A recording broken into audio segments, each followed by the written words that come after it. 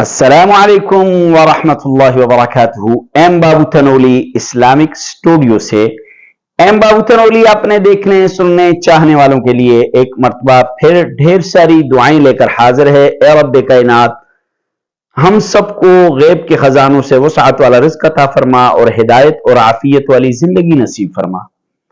M بابو Tanoli Islamic studio سے آپ کے لیے روزانہ کی بنیاد پر مسائل، وظائف اور اسی طرح فضائل لے کر حاضر ہوتا ہوں، لیکن سب سے پہلے جو کام کیا جاتا ہے وہ آقا دو جہاں صلی اللہ علیہ وسلم کی ذات پر درود شریف مل کر پڑھتے ہیں۔ اللہم صلی علی محمد وعلی آل محمد کما صلیت علی ابراہیم وعلی آل ابراہیم انک حمید مجید۔ تو چلیے آج ایک انتہائی اہم اور ضروری مسئلہ لے کر حاضر ہوا ہوں۔ ویڈیو کو آخر تک دیکھیے اور یوٹیوب چینل ایم بابو تنولی اسلامک اسٹوڈیو کو سبسکرائب کیجئے، شیئر کیجئے۔ آج کا انتہائی اہم مسئلہ یہ ہے کہ بہت سارے ہمارے نوجوان بچے یا بڑی عمر کے یا اس طرح سمجھ لیجئے کہ بہت سارے ہمارے بھائی پینٹ شرٹ پہن کر نماز پڑھتے ہیں۔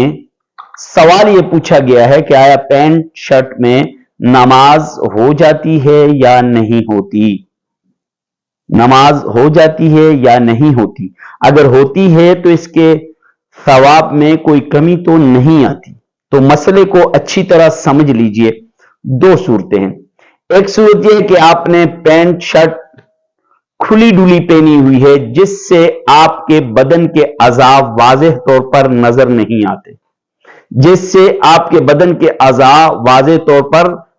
نہیں آتے، ایسی پینٹ شرٹ میں نماز پڑھ سکتے ہیں۔ دوسری صورت یہ ہے کہ آپ نے ایسی پینٹ شرٹ پہنی ہوئی ہے کہ آپ کے بدن کا ہر عضو نظر آتا ہے، آپ کے بدن کی جسامت نظر آتی ہے۔